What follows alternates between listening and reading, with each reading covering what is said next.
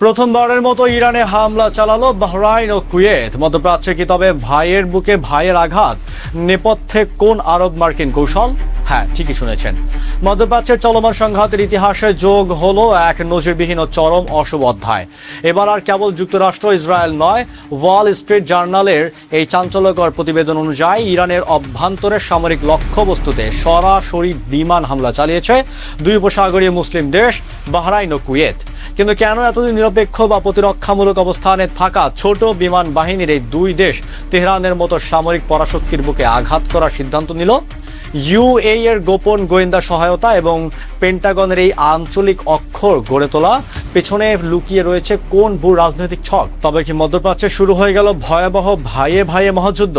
আজ আমরা কঠোর সামরিক বিশ্লেষণ ও ভূ রাজনীতির আলোকেই ব্যবচ্ছেদ করব এই অভূতপূর্ব ঘটনার সত্যতা। মার্কিন প্রভাবশালী সংবাদ মাধ্যম দ্য ওয়াল স্ট্রিট জার্নালের শুক্রবারের প্রতিবেদনে দাবি করা হয়েছে, চলতি মাসের শুরুতে অত্যন্ত গোপনে বাহরাইন ও কুয়েতের যুদ্ধ বিমানগুলো ইরানের অভ্যন্তরে ক্ষেপণাস্ত্র ও ড্রোন মজুদের সামরিক কেন্দ্রগুলোতে সুনির্দিষ্ট হামলা পরিচালনা করছে। এটি ইসলামিক প্রজাতন্ত্রে ইরানের বিরুদ্ধে এই দুই আরব দেশের ইতিহাসের প্রথম প্রত্যক্ষ সামরিক পদক্ষেপ। প্রতিবেদনে আরও উঠে এসেছে, সংযুক্ত আরব আমিরাত বা ইউএই কৌশলগত গোয়েন্দা তথ্য সরবরাহ এবং আকাশ সীমায় সুরক্ষার মাধ্যমে এই অপারেশন সক্রিয় সমর্থন দিয়েছে। অর্থাৎ তেহরানের বিরুদ্ধে আরব দেশগুলোর এক সমন্বিত সামরিক ফ্রন্ট গড়ে ওঠার স্পষ্ট সংকেত পাওয়া যাচ্ছে। প্রশ্ন উঠছে, তুলনামূলকভাবে ছোট প্রতিরক্ষা বাজেট এবং পশ্চিমা যুদ্ধ বিমানের ওপর নির্ভরশীল বাহরাইন ও কুয়েত কেন হঠাৎ এত বড় সামরিক ঝুঁকি নিল? এর মূল কারণ লুকিয়ে রয়েছে সাম্প্রতিক সপ্তাহের সামরিক সমীকরণে।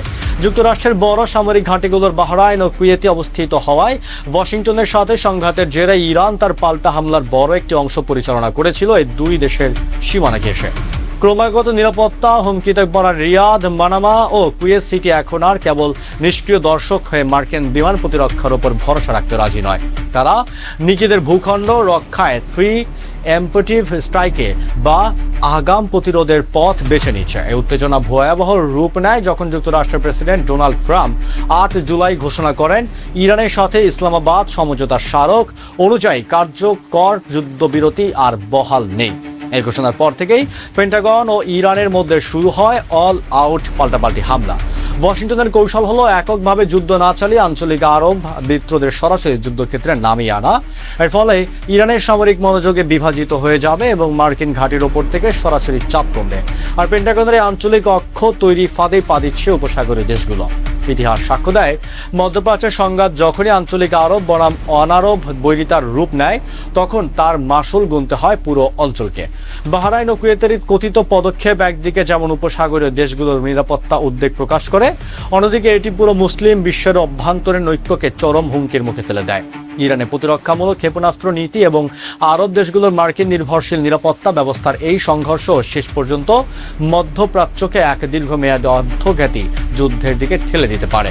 যদি নজিরবিহীন হামলার খবরের পর বাহরাইন, কুয়েত কিংবা ইরানের পক্ষ থেকে আনুষ্ঠানিকভাবে কোনো নিশ্চিতকরণ বা প্রতিক্রিয়া নিশ্চিতকরণ দেওয়া হয়নি, তবে বিশেষজ্ঞদের মতে এই ধরনের সামরিক নীরবতা আসলে বড় ঝড়ের পূর্ব লক্ষণ।